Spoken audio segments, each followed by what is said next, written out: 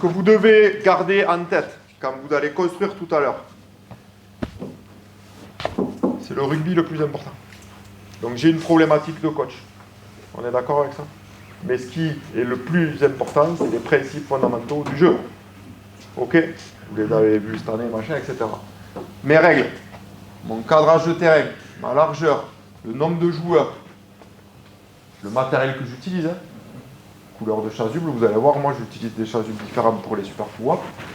Les moyens d'action, on peut partir maintenant, pas maintenant, des temps de départ, une défense en retard, une attaque en retard, en avance, ce que vous voulez. Ça, c'est vous qui manipulez tout ça. Vous êtes les génies de ça. Et vous allez développer ça. Rendre capable le plus de fois possible vos joueurs d'avoir des adaptations tactiques et techniques en permanence selon les rapports de force.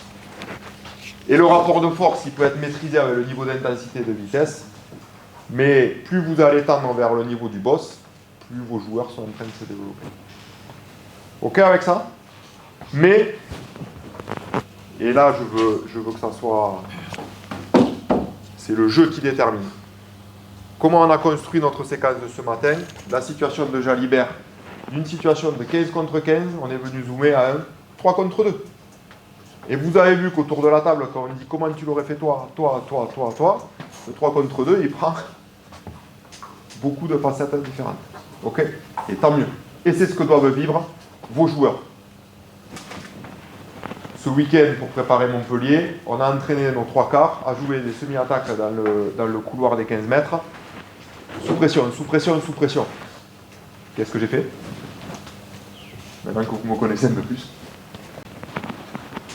On kill, on monte fort, on vous met sous pression, parce que Montpellier, ils réfléchissent pas, ils montent comme des cons. Qu'est-ce que j'ai fait, moi? Je suis derrière la défense. Je suis l'enculé, moi. Agresse. Monte tout droit. Non. Eh non.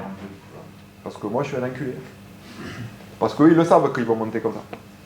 Je suis Montpellier. Première semi-attaque, ils montent fort. On passe, couloir, essai. Deuxième, pam, pam. Qu'est-ce que vous faites en défense? Vous killez encore? Vous montez fort comme des Anglais? Eh bien moi, un coup sur 4, on kille pas. On contrôle. C'est ce qui s'est passé chez mes joueurs. Eux, ils n'ont pas monté fort. Eh ouais, forcément. Et Montpellier, s'ils se font tuer parce qu'ils killent, ils vont pas killer toute l'après-midi, ou alors ils sont complètement abrutis. D'accord? Sauf que moi, dans mon jeu, d'un seul coup, je déclenche quoi? Ils killent pas. Et bien, on doit changer la décision tactique. Et du coup, une défense qui kille pas, il faut que je l'agresse moi encore plus. Sauf qu'on avait quelque chose qui commençait à rentrer, qui était on se fait agresser. Quand on vous agresse, vous manipulez vite, vous faites reculer le ballon, vous allez chercher le couloir, pépère.